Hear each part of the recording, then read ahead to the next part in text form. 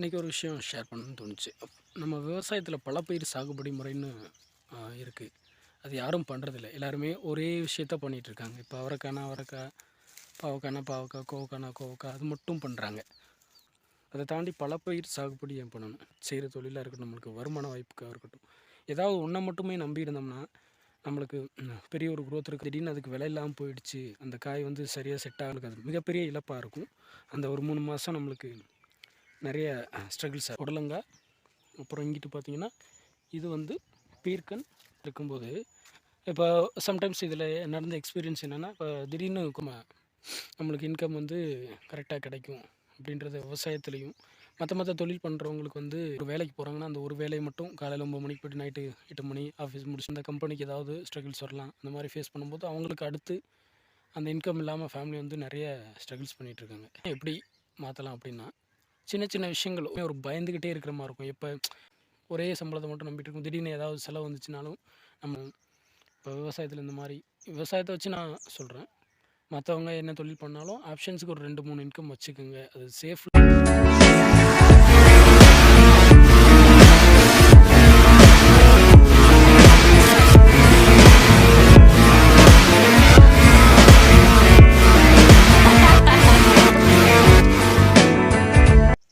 இன்றைக்கி ஒரு விஷயம் ஷேர் பண்ணணும்னு தோணுச்சு.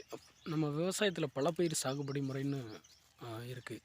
அது யாரும் பண்ணுறதில்ல. எல்லாருமே ஒரே விஷயத்த பண்ணிகிட்ருக்காங்க. இப்போ அவரைக்கானா அவரைக்காய், பாவக்கானா பாவக்காய், கோவக்கானா கோவக்காய், அது மட்டும் பண்ணுறாங்க. ஒரு ஒரு ஒரு ஏக்கர்னால் ஒரு ஏக்கரில் அதில் பாதி ஒரு விவசாயமும் பண்ணுறாங்க. அதை தாண்டி பல பயிர் சாகுபடி ஏன் பண்ணணும்? இதை எல்லா இடத்துலையுமே நம்ம கனெக்ட் பண்ணலாம். நம்ம செய்கிற தொழிலாக இருக்கட்டும், நம்மளுக்கு வருமான வாய்ப்புக்காக இருக்கட்டும், ஏதாவது ஒன்றை மட்டுமே நம்பி இருந்தோம்னா நம்மளுக்கு பெரிய ஒரு குரோத் இருக்காது. எங்கேயாவது ஒரு இப்போ பயிர் இயற்கை விவசாயத்தை பற்றி சொல்லும்போது பார்த்திங்கன்னா, ஒன்றை மட்டும் நம்பிட்டு இருந்தோம்னா திடீர்னு அதுக்கு விலை இல்லாமல் போயிடுச்சு, அந்த காய் வந்து சரியாக செட் ஆகலை, பருவம் செட் ஆகலை, காய் வந்து இப்போ ஒரு நோய் தாக்கம் ஆயிடுச்சு அப்படின்னா நம்மளுக்கு அது மிகப்பெரிய இழப்பாக இருக்கும். அந்த ஒரு 3 மாதம் நம்மளுக்கு நிறைய ஸ்ட்ரகிள்ஸாக இருக்கும். அதுவே நம்ம பல ஐட்டமாக இப்போ இங்கே பார்த்திங்கன்னா அந்த லாஸ்ட்டில் அவரைக்காய் இருக்குது, அதுக்கடுத்து பீக்கை, அதுலேயே ஊட வெண்டைக்காயும் கொத்தவரங்காயும் இருக்குது. அதுக்கடுத்தது பார்த்திங்கன்னா சொரை, தக்காளி, அதுக்கடுத்தது பார்த்திங்கன்னா கத்திரிக்காய், மேலே வந்து பாவக்காய், அந்த லாஸ்ட்டில் பீக்கங்காய், இங்கே மேலே பார்த்திங்கன்னா தக்காளி, புடலங்காய், அப்புறம் இங்கிட்டு பார்த்திங்கன்னா இது வந்து பீர்க்கன், தக்காளி, கத்திரிக்காய் இருக்குது, பச்சை மிளகா இருக்குது. அந்த சைடு பார்த்திங்கன்னா பீன்ஸ் இதுக்கு முன்னாடி இருந்துச்சு, இந்த உள்ளே இருக்கிற சுரக்காயில். அதில் பார்த்திங்கன்னா இது எல்லாமே வெரைட்டியாக இருக்கும்போது, இப்போ சம்டைம்ஸ் இதில் நடந்த எக்ஸ்பீரியன்ஸ் என்னென்னா, இப்போ திடீர்னு கொத்தவரங்காய் வந்து கிலோ 12 ரூபா அந்த ரேஞ்சில் போயிட்டு இருந்தது, டக்குன்னு 65 ரூபா வரைக்கும் போச்சு. அப்போ நம்மளுக்கு ஒரு 10 கிலோ எடுத்தாலே நம்மளுக்கு 650 ரூபா ஆகுது.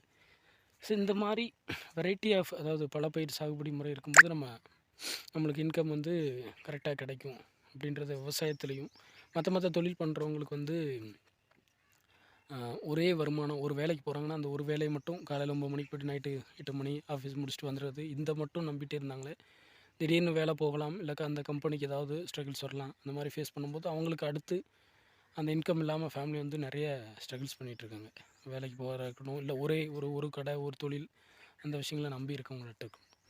இந்த விஷயம் எப்படி மாற்றலாம் அப்படின்னா, சின்ன சின்ன விஷயங்கள் ஒரு 4-5 விஷயங்கள் பண்ணுனா நம்ம ஒரு சேஃபாக இருக்கலாம். எப்பயுமே சேஃபாக இருக்கலாம். நம்ம ஒரு கான்ஃபிடெண்ட்டாக இருக்கலாம். இல்லைன்னா எப்பயுமே ஒரு பயந்துக்கிட்டே இருக்கிற மாதிரி இருக்கும்.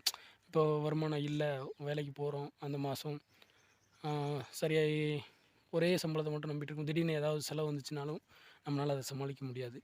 இந்த மாதிரி நிறைய விஷயங்கள் இருக்குது. அதனால் எப்பயுமே ஆப்ஷன்ஸ் வச்சுக்கோங்க. அது இன்கம்மாக இருக்கட்டும். இப்போ விவசாயத்தில் இந்த மாதிரி விவசாயத்தை வச்சு நான் சொல்கிறேன். மற்றவங்க என்ன தொழில் பண்ணாலும் ஆப்ஷன்ஸுக்கு ஒரு 2-3 இன்கம் வச்சுக்கோங்க. அது சேஃபில் இருக்கும்னு நான் நினைக்கிறேன். நீங்கள் என்ன நினைக்கிறீங்க?